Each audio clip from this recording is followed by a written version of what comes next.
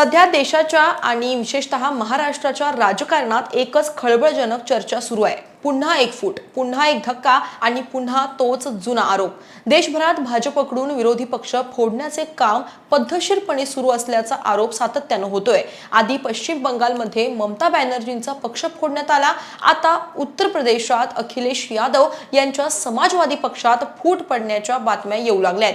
पण या सगळ्याची प्रयोगशाळा कुठे होती? तर ती होती आपल्याच महाराष्ट्रात। 2022 मध्ये शिवसेना फोडली गेली। एकनाथ शिंदे यांनी 50 आमदारांना सोबत घेऊन वेगळा गट स्थापन केला। पुढे जाऊन निवडणूक आयोगाने त्याच गटाला मूळ शिवसेना मानलं, पक्षाचं नाव दिलं, धनुष्यबाण हे चिन्हही दिलं।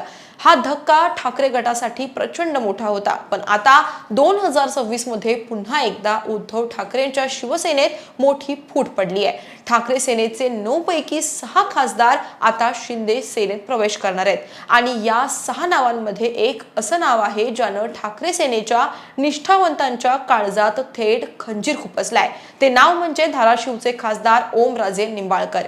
बाकीचे 5 खासदार हे आधी वेगवेगळ्या पक्षांमधून फिरून आलेले आहेत, पण ओमराजे हे ठाकरे सोबत खंबीरपणे उभे होते। मग अचानक असं काय झालं की ओमराजेंनीही ठाकरेंची साथ सोडण्याचा निर्णय घेतला? ठाकरे सेनेचा राग ओमराजेंवरच इतका का तीव्र झालाय? आणि दुसरीकडे उद्धव ठाकरेंवर पुन्हा एकदा तोच 4 वर्षांपूर्वीचा जुना आरोप का होतोय?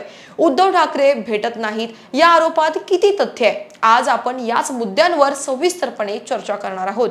नमस्कार, मी अक्षता, आपण पाहत आहात मुंबई आउटलुक। जेव्हा 2022 मध्ये एकनाथ शिंदे शिवसेनेतून बाहेर पडले तेव्हा अख्खी शिवसेना हादरली होती। आमदार गेले, मंत्री गेले, पण काही मोजके खासदार आणि नेते उद्धव ठाकरेंच्या पाठीशी ढाल बनून उभे राहिले होते।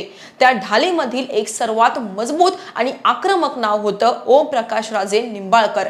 धाराशिवच्या या तरुण नेत्यानं संसदेत आणि संसदेबाहेर उद्धव ठाकरेंसाठी महाविकास आघाडीसाठी जीवाचं रान केलं। जनतेमध्ये ओमराजेंची प्रतिमा एक लढाऊ आणि निष्ठावंत नेता अशी होती। मग आता ते का फुटले? तर संजय राऊतांचा असा आरोप आहे की ओमराजे निंबाळकरांना त्यांच्या वडिलांच्या हत्येच्या प्रकरणातील निकाल हा त्यांच्या बाजूने लावून देण्याचं आमिष दाखवलं होतं। ओमराजे निंबाळकर त्या आमिषाला बळी पडले, यात किती सत्यता आहे हा वेगळा विषय। मात्र जेव्हा 6 खासदार फुटले तेव्हा बाकीच्या 5 खासदारांपेक्षा ओमराजेंवर ठाकरे सेनेचे कार्यकर्ते सर्वात जास्त भडकलेत। हे समजून घेणं गरजेचं आहे। याची 3 प्रमुख कारण आहेत। पहिलं कारण आहे शिंदे सेनेत जाणाऱ्या उर्वरित 5 खासदारांचा इतिहास पाहिला तर ते आधी वेगवेगळ्या राजकीय पक्षांमधून प्रवास करत शिवसेनेत आले होते। कुणी काँग्रेसमधून आलं होतं, तर कुणी राष्ट्रवादीतून, तर कुणी भाजपमधून आलं होतं। राजकीय भाषेत त्यांना संधी साधू किंवा आयात केलेले नेते म्हणून कार्यकर्ते सोडून देऊ शकतात, पण ओमराजे निंबाळकर हे ठाकरेंशी आणि शिवसेनेच्या मूळ विचारधारेशी भावनिकदृष्ट्या जोडले गेले होते। जेव्हा वाईट काळात त्यांनी साथ दिली तेव्हा आज पक्षाला पुन्हा उभं करताना त्यांनीच पाठ फिरवावी का? हा धक्का कार्यकर्ता सहन करू शकत नाही। दुसरं म्हणजे धाराशिव हा जिल्हा शिवसेनेचा बालेकिल्ला मानला जातो। ओमराजेंचे वडील पवनराजे निंबाळकर यांच्या हत्येनंतर या कुटुंबाला राजकीय आणि सामाजिक स्तरावर जी मोठी ताकद मिळाली त्यात शिवसेना आणि ठाकरे कुटुंबाचा मोठा वाटा आहे। उद्धव ठाकरेंनी नेहमीच ओमराजेंना जपलं, त्यांना लोकसभेची उमेदवारी दिली आणि निवडून आणण्यासाठी ताकद सुद्धा लावली। अशा वेळी जेव्हा ओमराजे साथ सोडतात तेव्हा कार्यकर्त्यांना ती राजकीय मनधरणी वाटत नाही, तर तो थेट विश्वासघात वाटतो। आणि तिसरं कारण आहे सामान्य शिवसैनिक हा नेत्यासाठी रस्त्यावर उतरून लाठ्याकाठ्या खातो, गुन्हे अंगावर घेतो। ओमराजेंच्या मागे धाराशिवचा सामान्य शिवसैनिक डोळे झाकून उभा होता, कारण त्यांना वाटत होतं की आपला नेता मातोश्रीशी गद्दारी करणार नाही। आज त्याच कार्यकर्त्याला स्वतःची फसवणूक झाल्याचं वाटतंय। त्यामुळेच सोशल मीडियापासून ते गल्लीबोळांपर्यंत ओमराजेंवर ठाकरे सेनेचे लोक प्रचंड भडकलेत। ठाकरे सेनेतून जे खासदार किंवा आमदार पक्षातून बाहेर पडतात ते बाहेर पडताना एक ठरलेलं स्क्रिप्ट वाचून दाखवतात। ती स्क्रिप्ट काय आहे? तर उद्धव ठाकरे नेत्यांना आणि कार्यकर्त्यांना भेटायला वेळ देत नाहीत। मातोश्रीचे दरवाजे आमच्यासाठी बंद असतात, 2022 मध्ये सुद्धा एकनाथ शिंदे यांनी हाच आरोप केला होता आणि आता 2026 मध्ये फुटणारे खासदारही हाच जुना पाडा वाचत आहेत. पण खरंच या आरोपात तथ्य आहे का, की फक्त पक्षातून बाहेर पडण्यासाठी शोधलेला एक सोयीस्कर बहाणा आहे? या प्रश्नाचं उत्तर आपल्याला एका मोठ्या राजकीय घटनेतून मिळतं. ती घटना म्हणजे बाळ माने यांचं प्रकरण. 2024च्या लोकसभा निवडणुकीच्या सुमारास भाजपमधून ठाकरे सेनेत आलेले रत्नागिरीतील एक ज्येष्ठ नेते म्हणजे बाळ माने. नुकत्याच झालेल्या विधान परिषद निवडणुकीत ठाकरे सेनेनं त्यांना उमेदवारी दिली होती. मात्र त्यांनी पक्षाला न सांगताच माघार घेतली होती. जेव्हा बाळ मानेंनी पक्षाला अंधारात ठेवून माघार घेतली तेव्हा साहजिकच त्यांच्यावर आरोप झाले. पण त्यानंतर मुंबई आउटलुकशी बोलताना बाळ मानेंनी जे वक्तव्य केलं त्यानं विरोधकांच्या उद्धव ठाकरे वेळ देत नाहीत या आरोपातील हवाच काढून घेतली.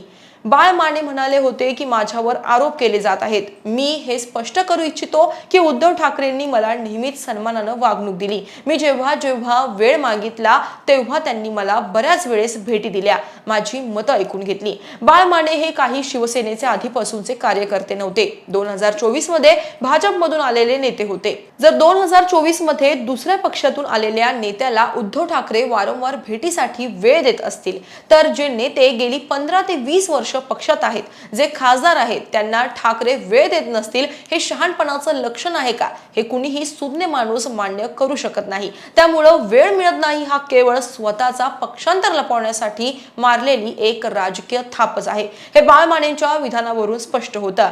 ठाकरे सहज भेटत नाहीत आणि जे सहज भेटत नाहीत तेच ठाकरे असतात. हा इतिहास आजचा नाही. हा इतिहास शिवसेना प्रमुख बाळासाहेब ठाकरेंपासून सुरू आहे. बाळासाहेब ठाकरे जेव्हा राजकारणात सक्रिय होते तेव्हा ते काही दररोज सकाळी उठून कुणालाही गल्लीतल्या नेत्यासारखे भेटायला उपलब्ध नसायचे. बाळासाहेबांना भेटण्यासाठी मुख्यमंत्र्यांना आणि देशातल्या मोठ्या मंत्र्यांनाही मातोश्रीवरून वेळेची आणि परवानगीची वाट पाहावी लागायची. बाळासाहेबांचं एक वलय होतं, एक आब होती, एक जरब होता. सहज उपलब्ध न होणं हेच शिवसैनिकांसाठी त्यांच्याबद्दलचं आकर्षण आणि आदर कैफ पटीनं वाढवायचं. हाच वारसा पुढे राज ठाकरे आणि उद्धव ठाकरे यांनीही नकळत जपला. राज ठाकरे हेही शिवतीर्थवर प्रत्येकाला दररोज सहज उपलब्ध होतात का? नाही. त्यांच्याही भेटीच्या वेळी पद्धती ठरलेल्या असतात. उद्धव ठाकरेंचेही तसेच आहे. ठाकरे कुटुंबाची ही एक स्टाईल आहे, त्यांची एक विशेषता आहे. ठाकरे सहजपणे लोकांसाठी उपलब्ध न होणं हेच त्यांचं वैशिष्ट्य आहे. तोच त्यांचा युनिक सेलिंग पॉइंट म्हणजेच USP आहे. जर ठाकरे सहज रस्त्यावर उपलब्ध झाले तर ते ठाकरे कसे राहतील?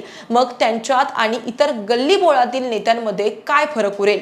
जे आमदार खासदार वेळ मिळत नाही म्हणून आरोप करतात, कदाचित त्यांना ठाकरेशाहीचा हा इतिहास आणि हा स्वभावच समजलेला नाहीये, किंवा कदाचित स्वतःच्या राजकीय स्वार्थासाठी आणि सत्तेच्या मोहासाठी त्यांना या वैशिष्ट्याला दोष म्हणून दाखवायचा आहे. दुसरीकडे असंही म्हटलं जातंय की आताचं राजकारण सामान्य कार्यकर्त्यांमध्ये मिसळून नेत्यांना भेटून करण्याची वेळ आहे.